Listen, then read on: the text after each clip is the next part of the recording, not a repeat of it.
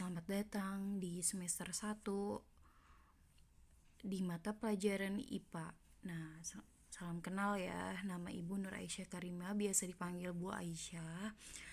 Kita sekarang mau ngebahas bab 1 tentang sistem gerak pada manusia. Nah, sebelumnya kita bahas dulu peta konsepnya ya. Nah, di sini sistem gerak manusia terdiri atas alat gerak pasif dan alat gerak aktif. Nah, alat gerak pasif ini ada tulang, ada rangka, dan ada sendi. Kalau alat gerak aktif ini ada otot. Nah, alat gerak pasif itu tidak akan bisa bergerak tanpa bantuannya si otot. Ya. Jadi tulang, rangka, dan sendi itu tidak akan bergerak tanpa bantuannya otot. Nah, menurut jenisnya tulang itu dibagi menjadi 2. Ada tulang rawan dan ada tulang keras. Ya. Nah, menurut sifat matriksnya ada tulang kompak dan tulang spons. Nah, menurut bentuknya ada 4 nih. Ada tulang pipa, tulang pipih, tulang pendek, dan tulang tak beraturan. Nah, kalau rangka terdiri atas aksial, apendikular atas, dan apendikular bawah. Aksialnya ini terdiri atas tengkorak, tulang belakang, tulang dada, dan tulang rusuk. Nah, kalau apendikular ya terdiri atas gelang bahu dan tulang tangan ya. Terus kalau apendikular bawah terdiri atas gelang panggul dan tulang kaki. Nah, kalau sendi terdiri atas sendi mati, sendi kaku, dan sendi gerak. Nah, sendi gerak ini terdiri atas 4 ya. Ada sendi engsel, sendi peluru, sendi putar, dan sendi pelana. Nah, itu merupakan alat gerak pasif ya. Alat gerak pasif itu terdiri atas 3, ada tulang, rangka, dan sendi. Nah, sekarang kita lanjut ke alat gerak aktif. Nah, dia nih yang bisa ngegerakin si alat gerak pasif ya. Nah, ini merupakan otot. Otot ini terdiri atas ada otot lurik, otot polos, dan otot jantung. Nah, sifat kerjanya dia bisa antagonis dan sinergis. Kita lanjut ya.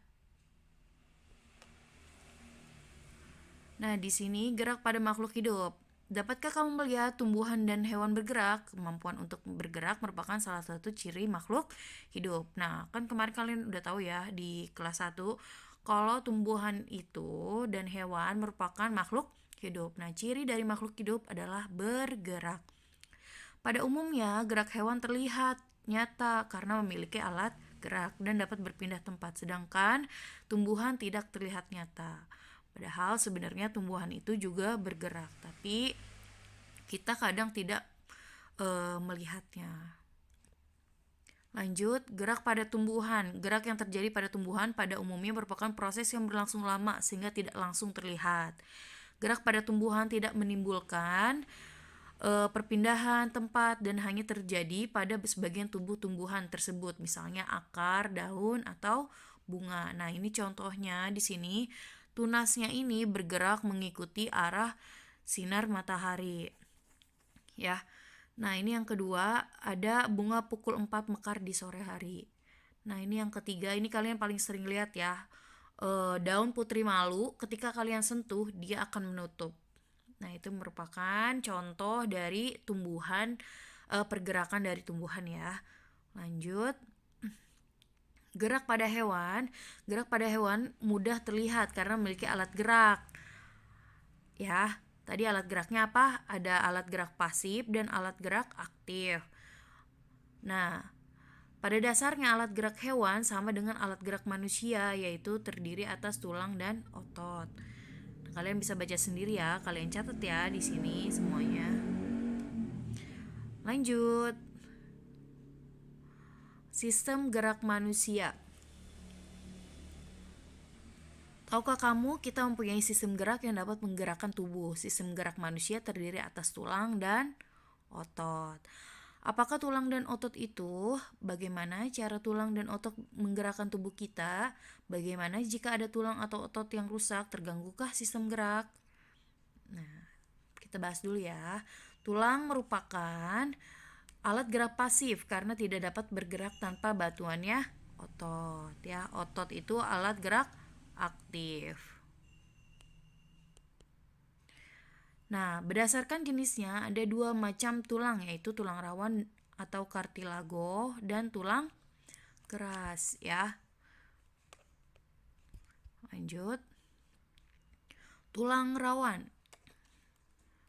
Nah, tulang rawan ini tulang rawan hialin, bentuk tulang rawan terbanyak, mempunyai matriks homogen, halus dan transparan, terletak pada cincin trakea, cuping, hidung, persendian, serta antara tulang rusuk dan tulang dada. Biasanya kalau tulang rawan itu rada empuk ya. Nah, lanjut. Ada tulang rawan elastis, bersifat lentur, matriks mengandung serat elastis yang bercabang-cabang, terletak pada epiglotis dan bagian luar telinga. Kalian tahu epiglotis gak? Epiglotis ini ada di dalam tenggorokan kita. Lanjut, tulang rawan fibrosa. Nah, bersifat kurang lentur, matriks mengandung serat kolagen dan tidak teratur. Terletak pada antara ruas tulang belakang ya. Lanjut, tulang keras. Tulang keras merupakan rangka yang menyokong sebagian besar tubuh manusia dewasa. Nah, jadi sebagian besar rangka kita itu terdiri dari tulang keras ya. Tulang keras kalian bisa baca ya di sini ya dan dicatat ya. Nah, tulang keras dibedakan berdasarkan matriksnya. Itu ada tulang kompak dan tulang spons ya. Tulang kompak ini, lihat nih kalian lihat, ini dia yang rada kerasnya ya. Yang apa namanya tuh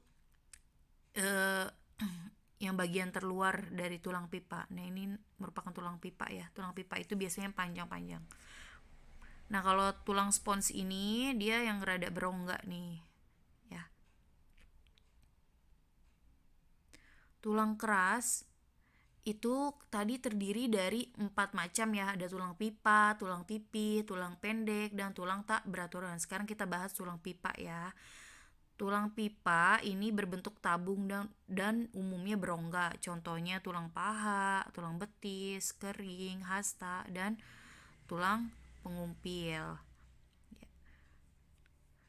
Nah, tulang pipih berbentuk pipih dan berongga. Contohnya ini ya, pipih dan berongga. Contohnya apa? Tulang belikat.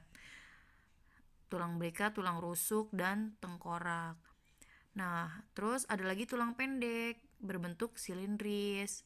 Contohnya pergelangan kaki dan pergelangan tangan. Lanjut.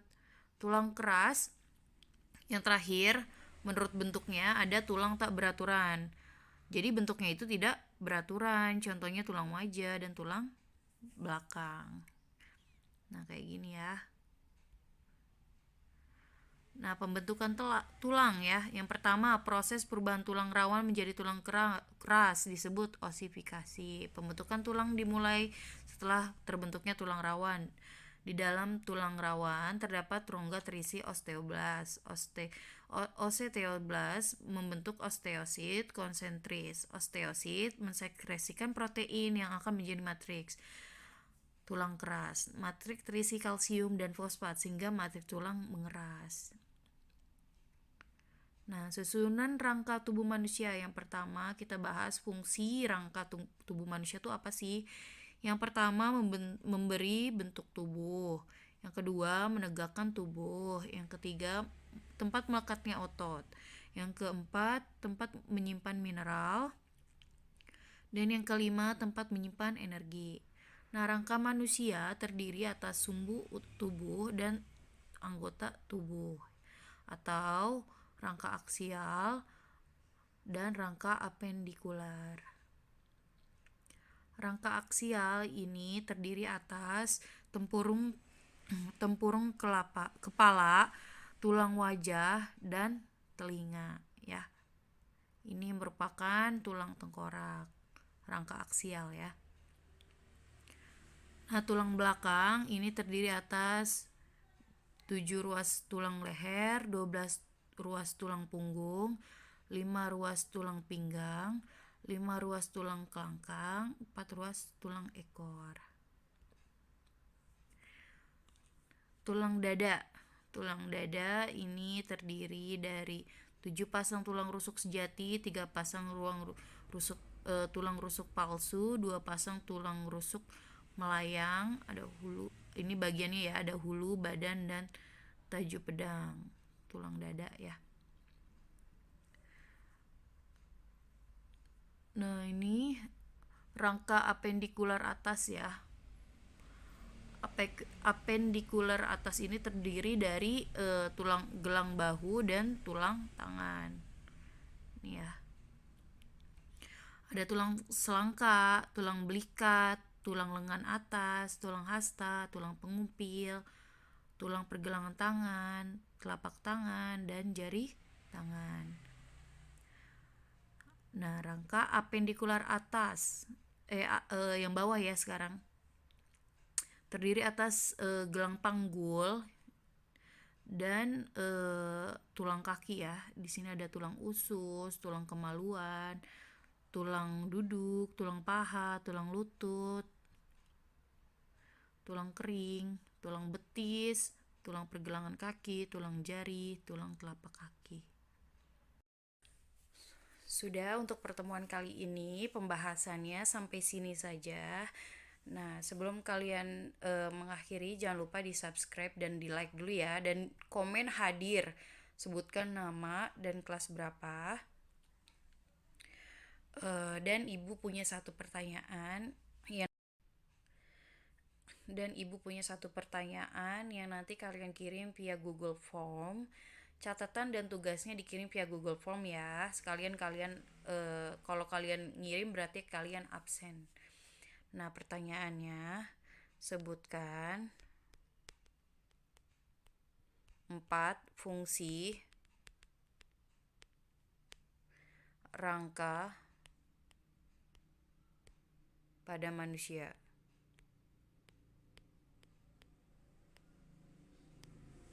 Nah, itu ya. Dah, wassalamualaikum warahmatullahi wabarakatuh.